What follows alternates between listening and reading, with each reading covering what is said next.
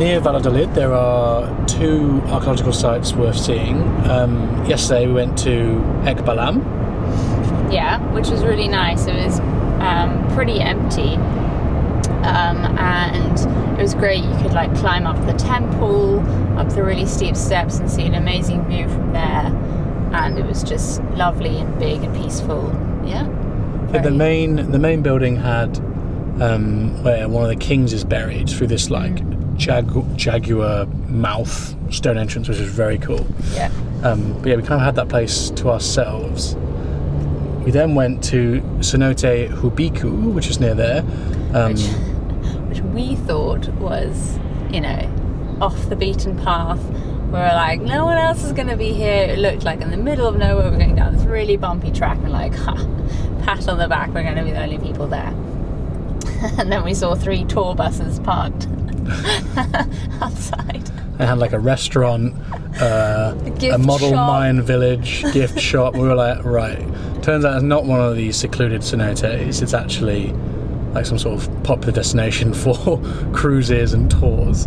Either way, we still saw the cenote. It was really cool. Had a lovely like light coming through the top of that room, and it was really room. No, it was a cave. Cave, not room. Yeah, it was really nice. Yeah. But so that's the first archaeological site, which is quite small.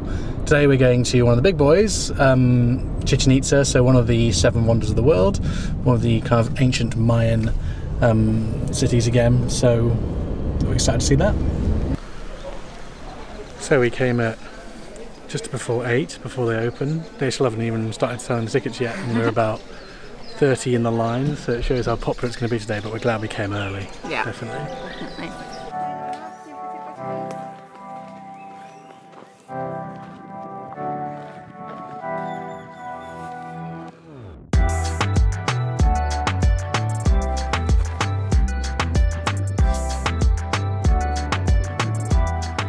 So we are glad that we came early today, because although there are quite a few people, it's quite spaced out and we got to get some really cool pics in front of El Castillo, the main event. It is actually very wondrous. It's so impressive, must be said. Yeah. We love the story about these little snake heads at the front here, so that at a certain time of day, when the shadows cast and run down, they run down like a kind of the snake's tail coming down the stairs. So it's the architecture and design of how they've built it is amazing. I love the kind of sacred geometry of places like this. So for example, we're just reading, each of the 4 staircases has 91 steps, so that makes 364 in total. Add the 1 for the centre platform, so 365, hence the number of days in the solar year. That kind of calendar symbolism is super cool in places like this. Yeah. Thank you. So this is the Templar De Las Guerreros, and you've got all these pillars all along here, and every pillar is meant to represent a warrior. And it's really cool because you can see actual like etchings in the stone where they've like, you can still see the images.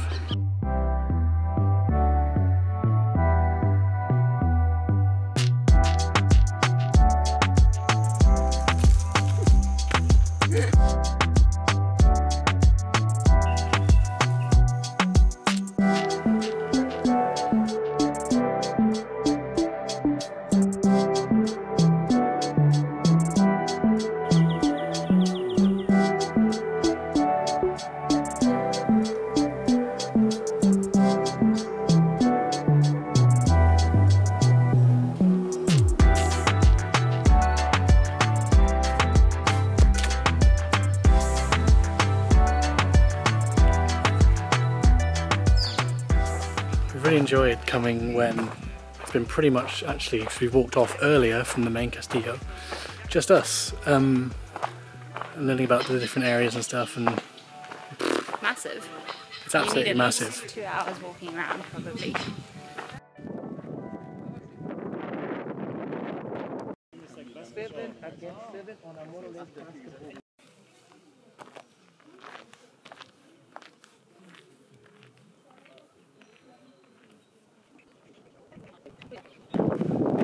So this is the site of the biggest bull game arena. It's absolutely huge. You keep hearing different stories about what the rules are and how it works, but to be honest, it doesn't matter.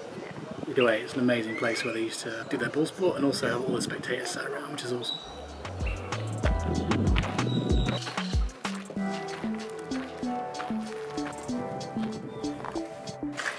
So, we're at the Cenote Sagrada, which is the sacrificial cenote, which is basically where the Mayans came between, I think, 5th, 16th century, so a really long time, to sacrifice, and they basically just threw everything down there, like textiles, gold, humans, all good stuff like that.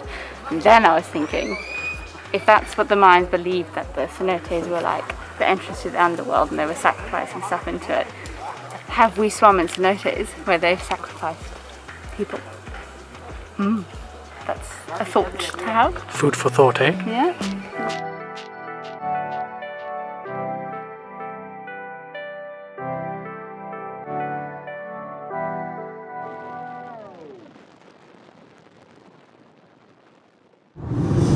So, when editing the Chichen Itza film, we noticed that we didn't actually share a lot of our thoughts about the whole experience. So we're going to do that now in our coche conversations with you guys. We're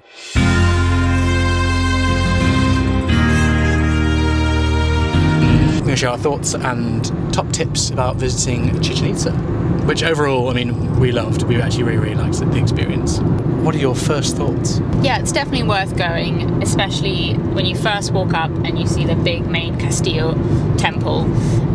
It really is very impressive and awe-inspiring, and also just the whole place, it's so huge, you can spend hours walking around. So for the fact that you do have to spend quite a lot comparatively to get in, you get your money's worth by spending 2-3 hours walking around. Yeah, and I think the areas that are not just the Castillo, which is incredible, but the other areas like the nunnery, the ball game arena was amazing. It was absolutely massive, and we thought that was incredible, to be honest. And we have since learned more and more different versions of what actually the ball game entails, which we can show in a future video. One weird thing about it is that they let vendors into the actual area of Chichen Itza when you're walking around, and when we say some, it's hundreds of vendors. So that definitely affects your experience when you're walking around and getting sold and shouted at, and buy this, buy this. One thing though that we did really like is that they had these weird little I don't even know what it is, like fake jaguar heads. Fake jaguar heads, where if you blow into them in a certain way, it genuinely sounds like an actual jaguar, which really confused us at first. We thought there were literal caged jaguars there, like morons that we are. And then found out these things. So we actually bought one. I'll try and show at some point. Maybe I'll put a clip here.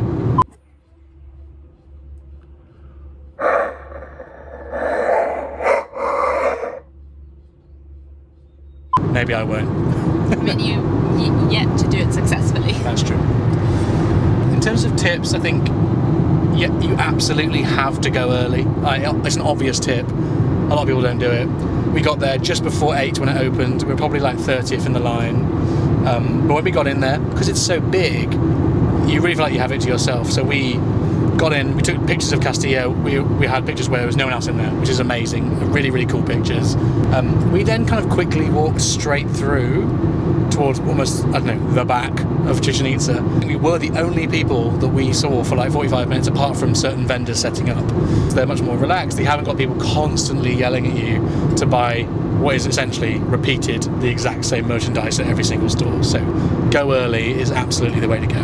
In terms of like information that you can find on plaques and things, as with most of the ruins, we found there was very little information. So either I would say do loads of research beforehand, there's some excellent YouTube videos that we watched, or just get a tour guide. If you do get one, I would just wait until you're there. There's some really good tour guides that you can literally just hire right when you're in the queue, rather than organising a tour from wherever you're staying and then driving out, because it means you'll get there later, it'll be busier. So if you get there before 8, the tour guides are ready and you can just quickly hire one. Yeah, or indeed just organise one that starts at 8, but you don't want to be going in any later than 9 into Chichen Itza. Really don't want to be going in any later than 8:30, because then it just becomes so crowded with everybody. Final tip is wear comfy, probably closed walking shoes, because you do walk a lot, really quite far. It is massive. You're walking for 2.5 hours, and it's also really, really dusty and dirty. So don't be a schmuck like me and wear sandals and get really dirty feet. I think those are all of our tips and thoughts. I mean, it's a brilliant place. Do go. It's probably worth the money. It's really, really great. And you don't always get to see one of the wonders of the world. How many Chichen Itzas out of 10 would you rate it? A good 8. 8 out of 10? 8 out of 10. That's good. That's pretty good. Hope you enjoyed our first edition of Koche Conversations. Thumbs up.